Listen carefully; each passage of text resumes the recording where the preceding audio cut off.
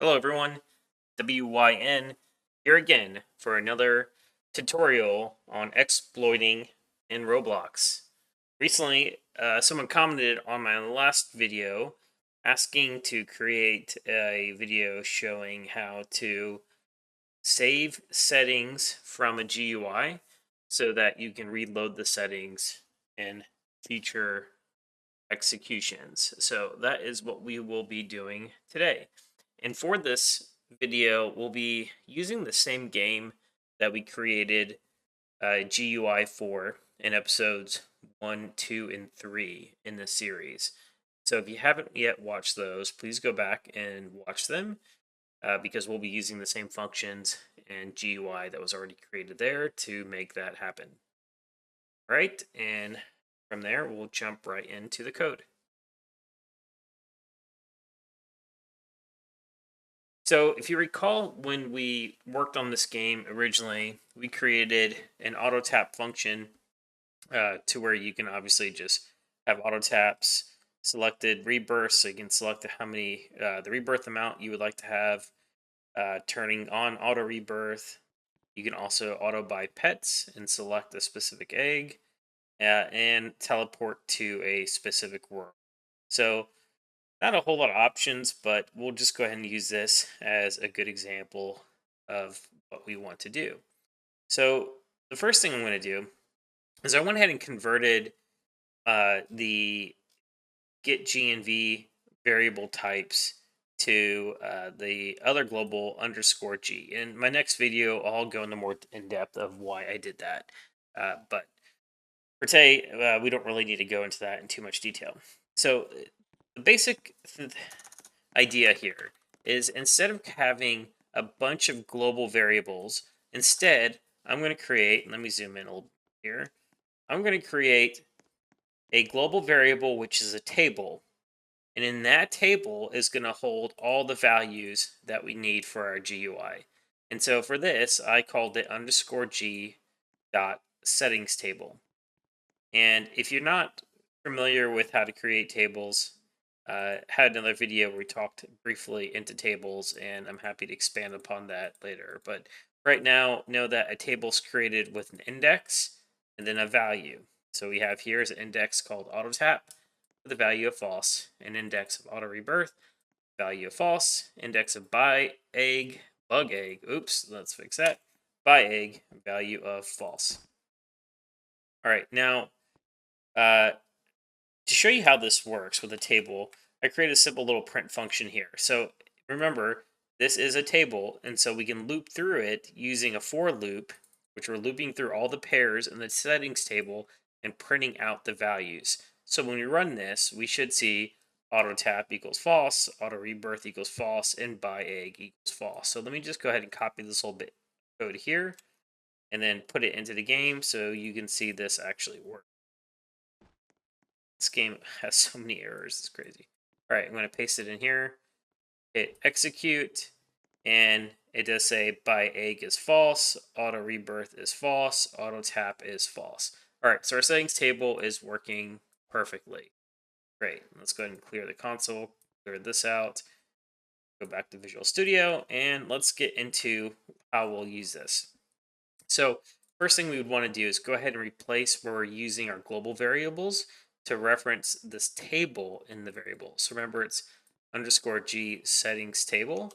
So let's go down into our functions, do tap. We have this value here, underscore G dot auto tap. I'm just going to replace the underscore G with underscore G settings table dot auto tap. Right, so remember this is a table and we're indexing this value. And then we're going to go down to auto rebirth, then do the same thing, replace underscore G with underscore G settings table auto rebirth, buy egg. It says bug egg here also. All right, we're going to fix that. Replacing that again, settings table buy egg. And teleport to world. Let's see, do we bring the world in here? That's actually passed through the function. I guess that makes sense. We don't necessarily need to save the world. All right, so let's go down to the GUI itself. So in the GUI, here we go. We need to update the auto tap to G settings table auto tap. auto rebirth thing, bug egg. Ugh, gotta fix that by egg. I must have been really tired or drunk when I made this. All right, so I think that looks good. We have by egg, auto rebirth, and auto tap for now. So let's go back up to our settings table. We have auto tap, auto rebirth, and by egg. Okay, great. So by default, when a script runs, since we're setting the settings table up top, it's going to go ahead and set all of these uh, values to false. Now, when a player is interacting with the GUI, we want them to be able to save these. Uh, and we'll probably have it save automatically, but uh, you could give them an option like a button to save settings, but we want them to save it. So how do we do that? I went ahead and already wrote the function here, and I'm going to go through it line by line and explain what it's doing so you know how to save settings. And then I also created one for loading settings. So we'll go through both. So first, let's talk through save settings. Now, when you save settings using most exploits APIs, they have a command called write file. And write file will actually write out a file into your exploits workspace directory. And that could be a text file, it could be any type of file that you want it to be, but for simplicity, we'll use a text file. And so, first thing I want to do is define the file name. So I want to save the settings to the same file, so when we read them later, we know exactly what file name that we're going to be using to get the settings from. So we're going to call it tapsim settings.text. Okay, tapsim settings.text. Very simple. All right, now that we have the file name defined, down here under save settings, we're doing a few things. First of all, I'm just going to print out we're saving the user settings so we can see that in the console, knowing that the function has been called. Then I'm going to define a variable, a local variable within this function that's just called JSON. And if you're not familiar with JSON, it's not really in scope for this video, but it's JavaScript object notation. It's basically a way for data to be encoded or decoded into a method that's easy to print out and read. You can read up on JSON if you like, just Google it. I'm sure it'll explain it better than I can. All right, so to be able to encode or decode JSON, we have to first use and define or get a service called HTTP service because it's a function within that service for encode and decoding JSON. So next, I'm defining a local variable called HTTP service, which is game : get service HTTP service. All right, now that we have our service, we have our variable defined for file name and a variable placeholder for JSON. Next thing I'm going to put is if write file then, and the reason why I'm doing this condition check is that the exploit I'm targeting here is either Synapse or kernel, but I want to make sure that the exploit the user is using has a function called write file. If it does not, then this obviously is not supported. And so, in fact, what I'm going to do instead of just having an end statement here, I'm going to put an else.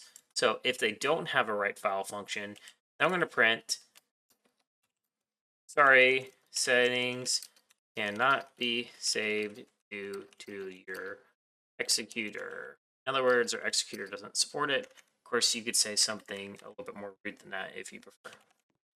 All right, so back to it, guys. All right, so now we have our, once again, our write file. We're checking if write file exists, the function. If it does, then let's go ahead and create our JSON. So we're going to call the HTTP service and colon JSON encode because we want to encode something that is currently a table. And so by doing this, and we pass to it our underscore g dot settings table, it's going to make this essentially the settings table a string value instead of a data table. So that way it can save to a text file easily enough. All right, so we have our JSON here. That should work fine.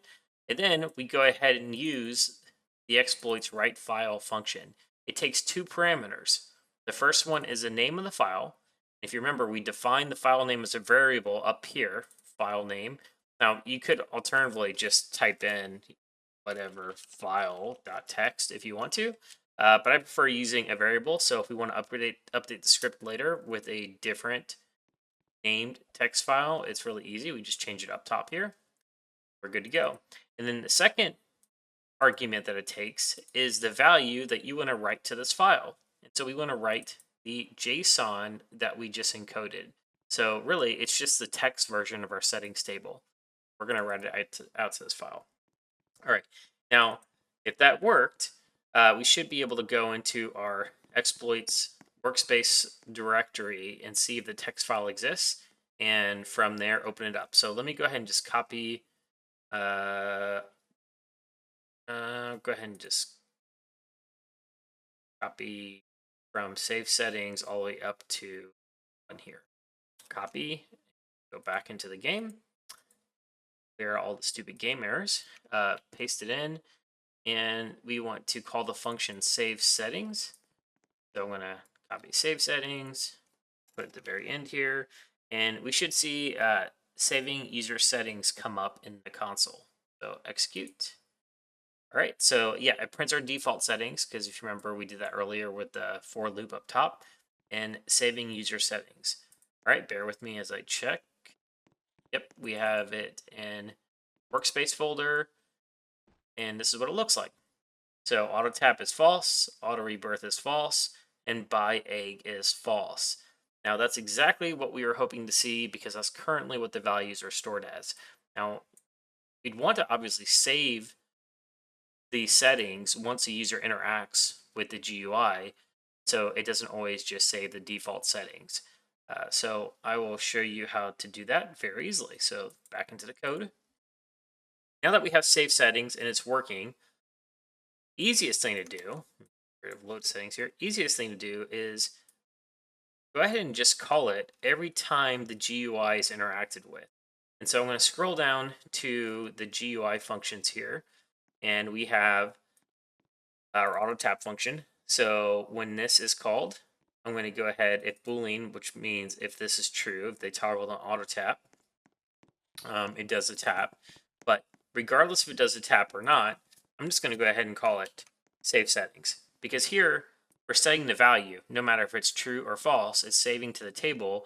So let's go ahead and save that new value out to the file we just created. And by the way, whenever you use write file, if the file already exists, it's going to overwrite it with the new values that you're sending into it. There's no need to worry about deleting the file first. If you wish to delete the file, you can read through the Synapse documentation on file functions, and you'll see that there is a command, I believe it's called del file, which will delete.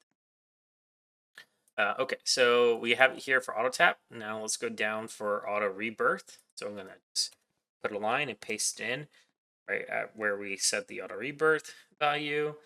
And then I'm going to do it right under buy egg. So really, every single time one of the options is being toggled on or off, it's updating that table with the most recent values. All right, so let me just scroll back up here to our save settings, and we should be good. All right, now we can test this out. Let me go ahead and just copy all the code, go back into the game, clear out the stupid game errors, paste it in, hit execute. All right, and we have our little GUI up here in the corner, farming, pets, teleports.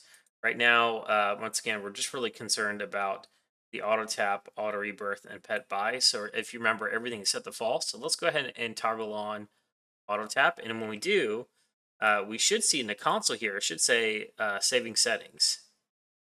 All right. Oh, it's freaking out. Okay. All right. Auto tap is true. Saving user settings. Great. All right. Let's select a rebirth amount and toggle on auto rebirth.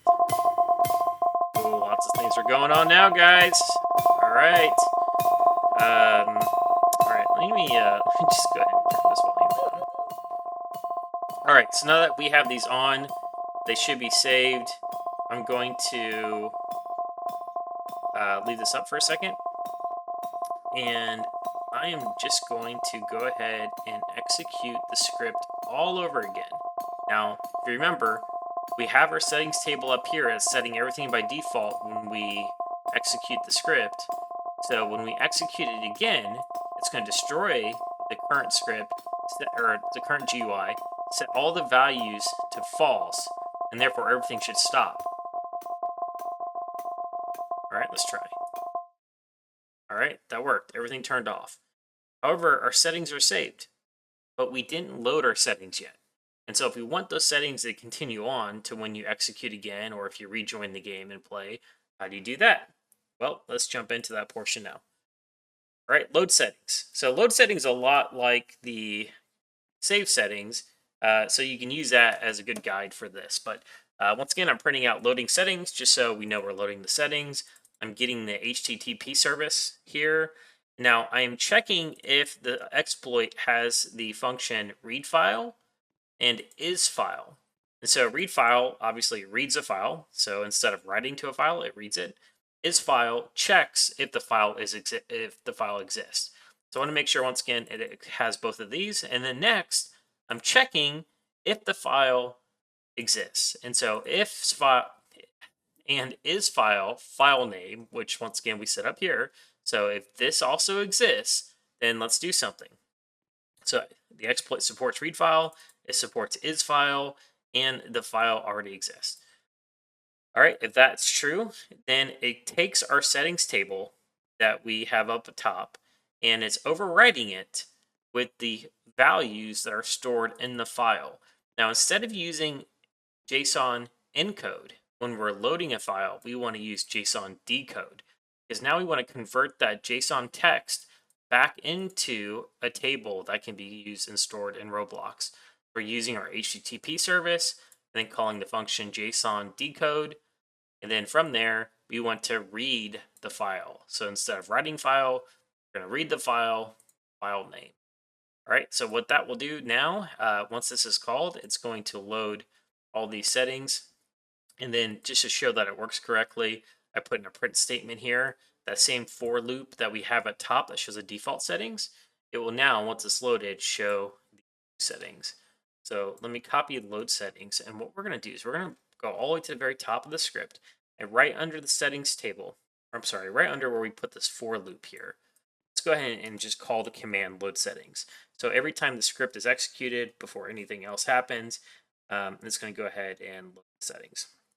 And actually, this is not going to work. I need to put it below the function because if you try to call a function before the function's actually been defined here in the script, it's not going to know that it exists and it won't run. So I take that back. I'm just going to put it right below load settings function. Load settings function, and we're just going to call it. All right, now I'm going to copy all this code again, go back to Roblox, clear out all this junk, and paste it in. Now what I expect will happen when we hit execute, the GUI is going to pop back up, and just to show that, I'll take the one here, kind of make it bigger so you can see it. It's going to go away, new one's going to pop up. Now, the functions aren't going to start running because we haven't yet told it what to do when the values are true. However, we should see it print out here in the console what the values are. So let's hit execute. All right, and there we go. So the default settings, everything was false. It's loading the settings, and now auto rebirth is true and auto tap is true, which were the two things that we set in the GUI before it's saved.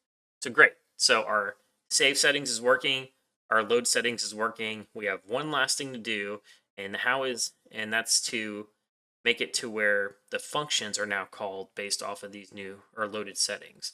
So we're going to go back into our code, and I'm going to take the settings table here.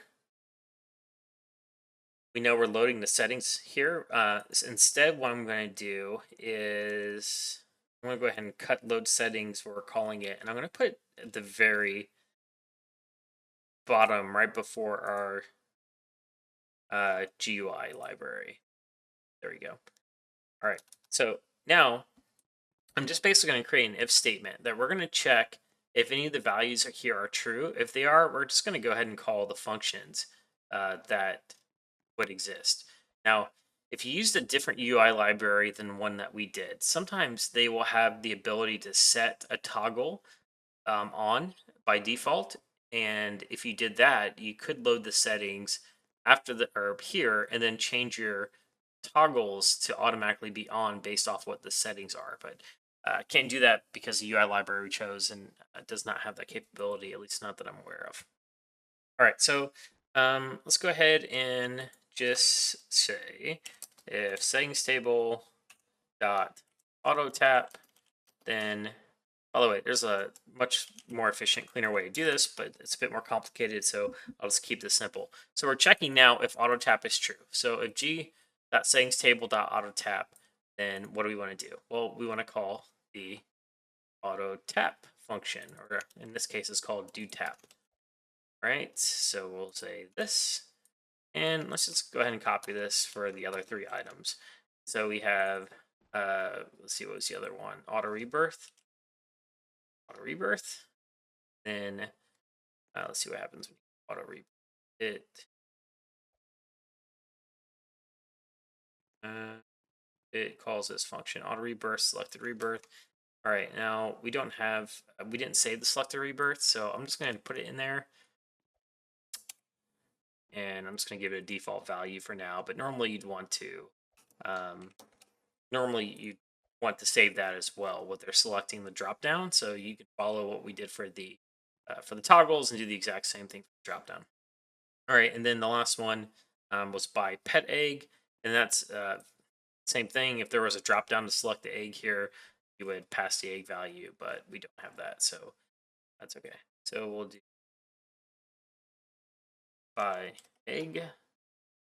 All right, so now once we load the settings, we check if the settings table, after being loaded, if any of these values are true, and if so, we call the functions. All right, I'm going to copy all the code, go back into the game, clear out all stupid game errors. Now what should happen is, once again, we should see a new GUI pop up. This one's going to be destroyed, and the new one is now going to load those settings to where our auto tapping and auto rebirth should start happening. So paste it in, hit execute, and there we go. So we're getting rebirths. See our clicks going up and down, up and down. Our settings have successfully saved and loaded. All right, that's it for today's video. If you enjoyed it, please hit that like and subscribe. Tell your friends, family, neighbors, whomever about us. I would appreciate that. And more videos coming soon. Take care, everyone.